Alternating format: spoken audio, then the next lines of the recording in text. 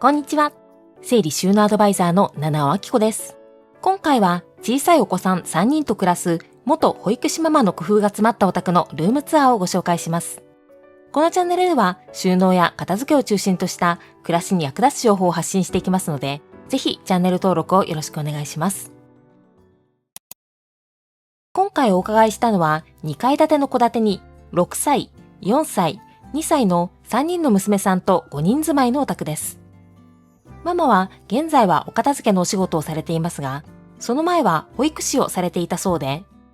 その経験を生かしてまだ小さいお子さんでも身支度やお片付けがしやすい工夫がたくさん取り入れられています。また、小さいお子さん3人の子育てをしながらご夫婦共働きをされているため、ご夫婦で家事をシェアしやすくするための工夫もされていました。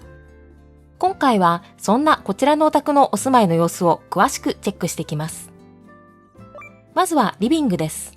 戸建てのお住まいとしては比較的コンパクトな広さのこちらのリビング。こちらはダイニングテーブルですが、なるべくテーブルの上には物を置かないようにされているそうで、とてもスッキリされています。テーブルの上に置くのはティッシュと小さいゴミ箱だけに厳選。よく使うけれどテーブルの上に出しておきたくないものは、テーブルの下についている棚のスペースに置くようにされていて、テレビのリモコンやお子さんの食べこぼし掃除用の古くなったタオル、そしてタブレットをこちらに収納されています。また、ダイニングテーブルのすぐ横には掃除機も置かれていて、ここに掃除機を置いたことで、パパもお子さんたちの食事の後にリビングの掃除を率先してやってくれるようになったのだそう。以前は掃除機は玄関に置いてあったため、動線的に不便だったこともあり、ママが掃除することが多かったそうですが、配置を見直したことで自然とパパと家事シェアができる仕組みになったのだそうです。続いてこちらは玄関から入ってすぐの場所にあるカウンタースペースです。ここには家族共用の小物や小学生の長女さんの学用品を収納されています。こちらが長女さんの学用品コーナーとしてお使いのワゴンです。ニトリのワゴンに様々なパーツをつけて機能的にカスタマイズされています。こちらはワゴンの一番上の段です。ここには勉強用のタブレットを収納されていて、カウンターの下に電源タップがあるため、そこから電源を引いて充電しやすいようになっていて、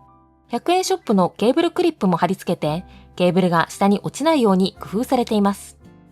また、オプションのフックも取り付けて、タブレット用のヘッドホンも引っ掛けて収納されています。1段目の側面には、オプションのケースにマスクを収納したり、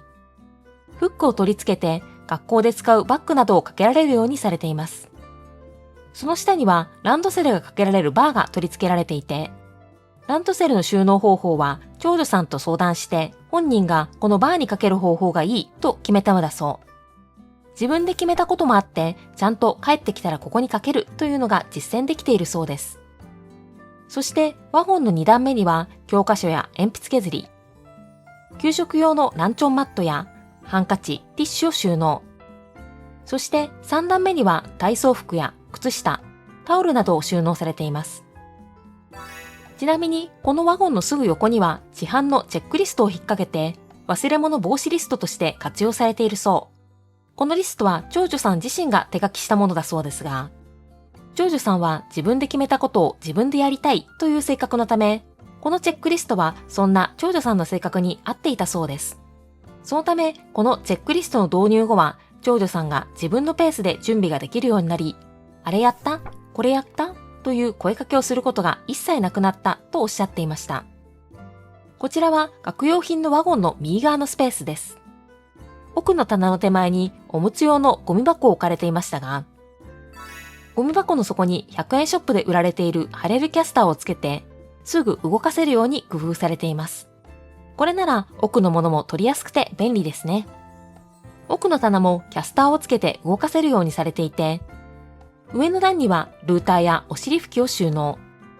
下の段にはシュレッダーやサイズ的にワゴンに入らない長女さんの鍵盤ハーモニカを収納されていました。続いてはカウンターの上のスペースです。ここにはご家族共用の書類や小物を収納されています。左のカゴにはママの手帳やノートを収納。その隣のファイルボックスには出入りのある書類を収納。一番右側には2種類の引き出しを使って、ペン類やホチキスなどの文具、ケーブル類のほか、メモや封筒などを収納されています。また、お子さんたちの学校や保育園のプリント類は、正面のホワイトボードに貼ってすぐに見られるようにされているほか、その横の壁にも無印良品のマグネットポスターハンガーの紐を切って、両面テープで貼り付けたものを取り付けて、ここにプリントがすぐに挟めるように工夫されていました。また、娘さん3人ということもあり、このカウンターの向かいにヘアセットコーナーも作られていて、ヘアゴムやブラシ、鏡を壁にセットされていました。続いて、こちらはリビングの一角にある次女さん、三女さんの身支度コーナーです。この棚は左側が次女さん、右が三女さんのスペースになっていて、上のボックスには保育園用のリュックを収納。その下には保育園で使うハンカチやランチョンマット、靴下や体操着などのほか、まだ乳児の三女さんはここに普段着る洋服やおむつを収納されています。そして壁面にはフックもついていて、ここに次女さんが保育園で着る制服や体操着用の袋をかける仕組みにされているそうです。なお、最近次女さんもお姉ちゃんの真似をして忘れ物防止リストを使うようになったそうで、次女さんは褒めて伸びるタイプのため、ゲーム感覚も取り入れながら楽しくお支度ができるように声かけをされているそうです。そしてこちらはダイニングの奥にある工作グッズや絵本のコーナーです。棚の上にはプリンターのほか、姉妹共有で使う色鉛筆などが置かれていて、その下の引き出しはそれぞれ個人スペースとしてシールで色分けされていて、青は長女さん、ピンクは次女さん、黄色は三女さんのスペースになっているそうです。引き出しの中にはそれぞれお姉ちゃんたちが大事にしているシール類やお絵描きの作品のほか、工作で使う小物などがそれぞれ収納されていて、三女さんは手が届く一番下の段に配置しているそうです。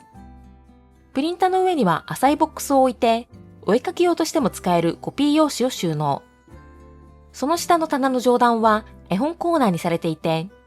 ここもシールで色分けして、姉妹それぞれのお気に入りの絵本を収納されています。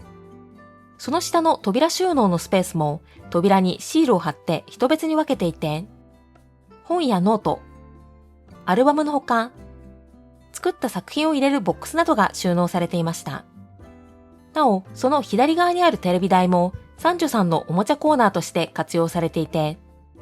三女さんは実は三姉妹の中で一番片付け上手なタイプなのだそう。まだ2歳と小さいながら、ママが声かけをすると上手にお片付けしてくれるそうです。続いてはキッチンです。シンク、コンロ側、背面収納ともに吊り戸棚がない構造で、収納スペースが意外と少なめのこちらのキッチン。よく使う調理器具はしまい込まずに吊るして収納して、ワンアクションで取り出せるように収納されていましたが、実は以前はシンデレラフィット収納を目指してしまい込む収納を中心にされていて、出し入れする時のアクション数が多くなってしまっていたのだそう。ですが、パパがその収納方法にイライラしがちだったことに気づき、今のような取り出しやすい収納に変えたのだそうです。パパはもともと料理好きで、土日のご飯作りはパパが担当してくれているそう。収納の仕組みの見直しで、料理の家事シェアもスムーズになったそうです。コンロ横以外にシンク横の壁面にも吊るし収納を取り入れられていて、ピーラーやお食事エプロン、キッチンバサミ、ザルのほか、ボトル用スポンジや水筒の紐も吊るして収納されていました。ちなみにカトラリーは食卓にすぐ出せるようにケースやスタンドに入れてコンロ横に収納されています。こちらはコンロ下の引き出し上段です。奥側にお鍋や魚焼き用のフライパン、バット類のほか、手前側にお鍋用の持ち手などを収納されています。こちらはコンロ下引き出し下段です。ここには圧力鍋やホットプレートのほか、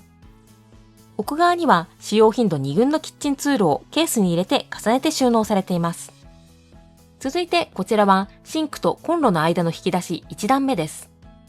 こちらはケースで仕切ってお子さんたちそれぞれの普段飲む薬を一別に収納されていて、手前側にはポリ袋も収納されています。こちらは引き出し2段目です。ここにはラップ類や調味料を収納。そして3段目の引き出しには食品のストックを収納されていましたが、冷蔵庫以外の食品のストックは基本的にここに集約されているそうで、必要最小限の量にされています。そしてこちらはシンク下の引き出し上段です。ここには子供用の食器をお子さん自身が取れる高さに収納されているほか、計量カップやボウル、スポンジや水筒、詰め替え用の食器洗剤を収納。そしてその下の引き出しには子供用のお菓子を、これもお子さんが自分で取れる高さに収納。手前側にはジッパーバッグをサイズ別に収納されていました。続いては背面収納です。腰から下のスペースしか収納がないため、かなり置けるものが限られていますが、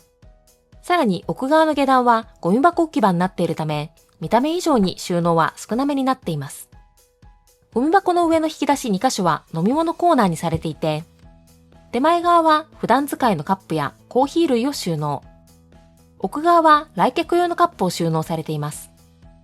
こちらはさらに手前のスペースです。もともと炊飯器を置くスペースだったところをシンク下用ラックを使って上下に空間を仕切られていて、上のケースにはご飯茶碗や丼を収納。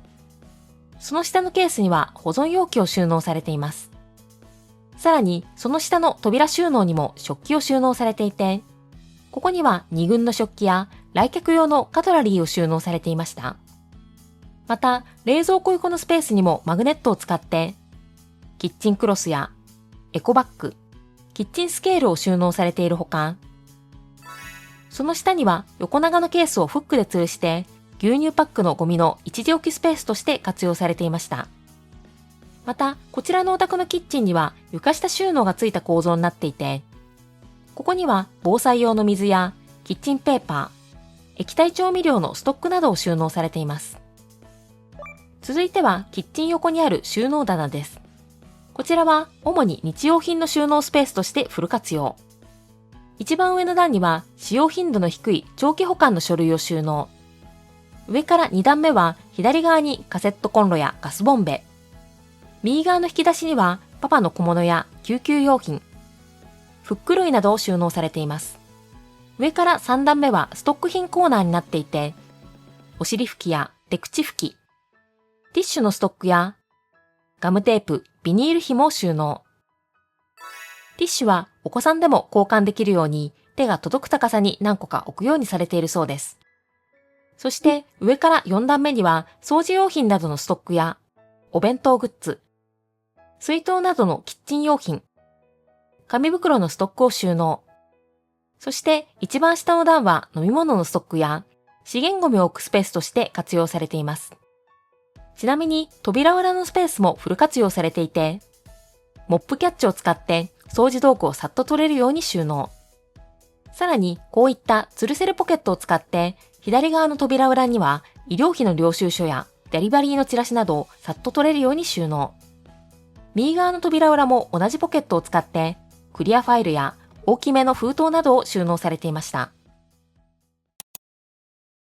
続いては和室です。リビングと引き戸でつながっているため、動線的にも行き来しやすいこちらの和室。こちらは主にお子さんたちが遊ぶスペースとして役割を整理されていて、ここにはおままごとなどのごっこ遊びができるおもちゃを置かれています。ちなみに2階にも子供部屋がありますが、そこにはブロックなど組み立てて遊ぶおもちゃを中心に置いているそうで、おもちゃの特性ごとに置き場を分けていらっしゃいます。ママは元保育士さんということもあり、おもちゃの選び方にもこだわりがあるそうで、遊びの幅が広がるかという観点でおもちゃ選びをされているそう。音が鳴るおもちゃやキャラクターものといったある程度遊び方が決まっているおもちゃではなく、積み木やブロック、人形などお子さんの発想力次第でいろんな遊び方ができるおもちゃをできるだけ選ぶことで、お子さんの想像力を育てることを意識されているそうです。これはとても保育士さんらしい視点ですね。また、おもちゃは種類ごとに分けて収納して、ケースの側面におもちゃの写真を貼って、まだ文字が読めないお子さんでも分かりやすくされていて、まるで児童館のように片付けやすい収納を作られていました。なお、お家などの大きいおもちゃは棚の上に収納。その他、おままごとに使える布やブランケット、ぬいぐるみは布製の畳めるボックスに収納されていました。普段のおもちゃのお片付けは寝る前やご飯の前、お昼寝の前など片付けタイムを決めて声かけをするようにされているそう。ただ片付けてとだけ言っても小さいお子さんにはなかなかわからないので、まずは大人が一緒にやってあげたり、具体的にこのおもちゃをこの箱に戻してと伝えるなど、抽象的に言わないようにも心がけているそうです。また、大人と子供にとっての完璧の基準は違うため、なるべく怒ったりイライラしないように、大人も子供も楽しみながら、お子さんがやったことをちゃんと認めてあげるのも大事なポイントだとおっしゃっていました。続いて、和室の押し入れ横のスペースです。ここは本来玄関と行き来できる動線になっていますが、現在は扉を開けずにクローゼット代わりとして活用されています。上の段には突っ張り棒をつけて、ご夫婦2人分の普段着を収納されていて、ママの服はサブスクのレンタルも活用されているため、2人分でもここにすっきり収まっているそうです。下にはお子さんでも届く高さに突っ張り棒をつけて、長女さんと次女さんの2人分の洋服を収納。子供服は1人当たり上下5組ほどの量にされていて、お子さんが自分で管理できるように厳選されているそうです。また、手前にも突っ張り棒をつけてカーテンをつけられていて、人が来た時などは目隠しできるように工夫されています。また、こちらの和室には押し入れがついた間取りになっています。普段は押し入れの扉を閉めていますが、扉を外して中が見える状態にしても機能的でとてもスッキリした収納になっています。こちらは押し入れ下段です。左右で役割を分けて活用されていて、左側下段は衣装ケースを置いて、お子さんたちのオフシーズン服を収納されています。オフシーズン服はサイズごとに引き出しを分けてラベリング。2歳差ずつの3姉妹だとお下がりの管理も大変ですが、サイズ別に分かれていれば着るタイミングも逃さずに活用できそうですね。ちなみに衣装ケースの上に置かれたこちらのカゴには、三女さんがサイズアウトした服が入っているそうです。続いてこちらは下段右側のスペースです。ここには使用頻度の低いおもちゃや思い出品を収納されているそうで、キャスター付きのワゴンには3群のおもちゃを収納。蓋付きのボックスには保育園で作った制作やお子さんの思い出品を収納。その横にはポップアップテントを収納されています。続いてこちらは押し入れの上半分のスペースです。右側のこちらのストッカーは上の引き出し4つに誕生日やクリスマスなどの季節の行事のグッズ。下の2つにカードゲームなどのテーブルで遊ぶおもちゃや三女さんに触られたくない子供用のメイクグッズを収納。その左側にあるカラーボックスは1段目にママが読む本、2段目に3群のおもちゃ、3段目にアイロンと裁縫道具を収納。さらに左側のスペースには写真や掃除用品、園グッズのストック、おむつのストックのほか、使用頻度低めの雑貨や防災用品などを収納されています。そして押し入れの枕棚には IKEA のボックスを並べて、小学校に持っていく工作用の廃材や、保育園や学校で今後使うお下がりの上履きや靴のほか、お子さんたちの防寒グッズを収納。一番右側にはひな人形や七五三用の着物を収納されていました。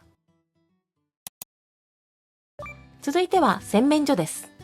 洗面所にも細かい工夫がたくさんありました。まずは洗面台周りからチェックしていきます。こちらはお掃除がしやすいように浮かせる収納を取り入れられていて、お掃除用のスポンジもさっと取れるように収納。大人用のコップはスイングフックを鏡の下につけて吊るして収納されています。また、お子さんたちの歯磨きグッズは洗濯機の横にマグネットケースを使って収納されていて、コップはお子さん1人につき1つ用意されていましたが、底の部分や吊るすフックにシールを貼って人別に色分けされています。また、歯ブラシはそのものの色を3色に分けて誰のものかわかるようにされています。続いては洗面台の鏡裏収納です。戸建てのお住まいに多い奥行き浅めの構造になっているこちらの収納。右側はパパのスペースとしてお使いになっていて、鏡裏にはパパ用の電動歯ブラシのヘッドを吊るして収納。真ん中のスペースはご家族共用のスペースになっていて、綿棒やお子さんのデンタルケア用品、スキンケア用品、ヘアスプレーなどを収納。扉裏にはお子さん用のヘアゴムや櫛、すきばさみも収納されています。そして左側はママのスペースになっていて、コンタクトやスキンケアグッズのほか、扉裏にはこちらもフックをつけて、メガネやネックレス、歯ブラシを収納されていました。続いてこちらは洗面台下収納です。こちらは扉式の収納になっているため、シンク下用の伸縮ラックを使って空間を上下に仕切られています。上の段には洗剤やシャンプー類の詰め替え用ストックや洗剤のボトルを収納。ちなみにこちらは手前と奥で分けていて、奥には空いている詰め替え用ボトルも収納されています。そしてラック下のケースには防カビくん煙剤のストックや歯ブラシ、歯磨き粉のストック、洗面周りの小物が収納されていました。洗面台下収納は左右が2段の引き出しになっていて、こちらは上のお姉ちゃん2人のパジャマを収納されているため、ここもシールで色分けされていました。なお、こちらの洗面所は洗濯機の向かい側に奥行き浅めの棚がついた構造になっていて、一番下の本来は足拭きマットをかけるために付けられたポールにフックでカゴを取り付けて、三女さんの着替えやおむつはここに収納されています。これなら2歳の三女さんでも自分で取り出せそうですね。ちなみにその上の奥行き浅めの棚の中にはママの部屋着などを収納。その上のボックスにはご夫婦のインナー類を収納されていました。さらにこちらの棚はハンガーがかけられるバーがついた作りのため、こちらにピンチハンガーやドライヤーを吊るして収納。さらに洗濯用のハンガーは洗面所の扉にドアフックをつけてそちらに収納されていました。また洗濯機の上にもランドリーラックを置いてスペースをフル活用。こちらのハンガーバーにはママの普段使うメイク道具が入ったポーチやフェイスマスクが入ったカゴを収納。奥側上段にはバスタオルやバスマット、パパの部屋着や洗濯ネットのほか、手拭き用のタオルやフェイスタオルを収納されていました。続いてこちらは玄関です。シューズインクローゼットはなく、こちらの下駄箱にご家族5人分の靴を収納されています。両開きの収納の下段は上半分がパパの靴を収納するコーナーになっていて、下半分には防災用のリュックやヘルメットを収納。扉裏にもフックをつけて、靴べらやお子さんの足のサイズを測るスケールを収納されています。そして両開きの収納上段はレジャーシートや来客用スリッパのほか、お子さんたちの外遊びグッズを収納されていました。左側の扉収納は下半分がママの靴やお子さんたちの靴を収納するコーナーになっていて、真ん中のスペースは小物収納コーナーとして、手袋やゴミ袋、お庭のケアグッズや工具、DIY セット、そしてマスクや夏用の小物を収納。一番上のスペースにはトイレットペーパーのストックを収納されています。続いて玄関の叩きの周りのスペースもチェックしていきます。こちらの壁面にはフックをつけて使用頻度が高いバッグをさっと取り出せるように収納。他にもママの使うレインコートや大人用の帽子もすぐに使えるように吊るして収納されています。玄関のドアもマグネットを使ってスペースを有効活用。長傘はスタンドやフックを使って収納されていたり、叩きを掃除するためのほうきや車の鍵、ハンコなどもドアに収納されています。また、階段側の壁面はお子さんたちのお出かけグッズの収納スペースになっていて、お子さんたち用のヘルメットはそれぞれフックで吊るして収納。こちらもやはり一別にシールで色分けされています。その下のスペースには三女さん用の靴下やお子さんそれぞれの帽子、レインコートも収納されています。さらに玄関入ってすぐ正面の壁面も収納スペースとしてフル活用。お子さんたち用のお出かけ用のバッグをフックに吊るして収納されているほか、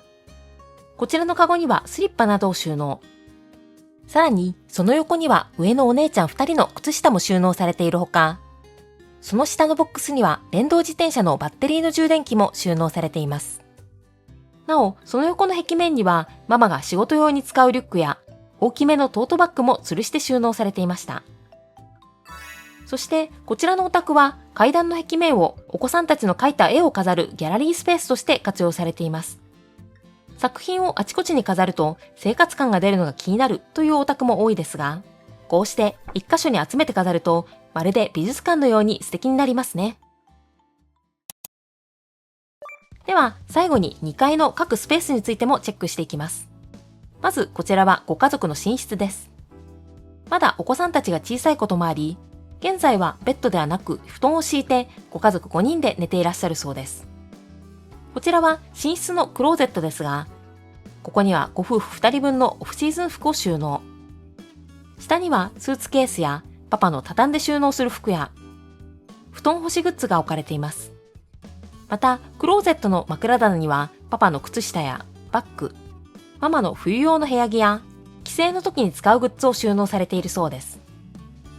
続いてこちらは2階の子供部屋です。こちらは主に週末やお友達が遊びに来た時に使うお部屋だそうで、組み立てて遊ぶおもちゃが置かれているほか、滑り台やジャングルジムのおもちゃも置かれています。また、このお部屋のクローゼットにはご夫婦の冠婚葬祭用の服や冠婚葬祭用の小物、バッグ類のほか、スーツケース、おもちゃの箱などが収納されています。そしてこちらは2階にもう一部屋ある洋室です。こちらは現在は客間としてお使いになっているそう。こちらがこのお部屋のクローゼットですが、ここには来客用の布団やオフシーズンの寝具、その他季節用品などが収納されています。また2階には奥行き浅めの物入れもある間取りになっていましたが、ここには脚立や予備の椅子、ストック品の予備などが必要最小限収納されていました。では最後にこちらのお宅の収納のポイントについて私の視点から解説させていただきたいと思います。こちらのお宅の一番のポイントは、子供でも身支度や片付けがしやすい工夫です。このお宅では小学生の長女さんが学校の支度が自分でできる仕組みを取り入れられていたり、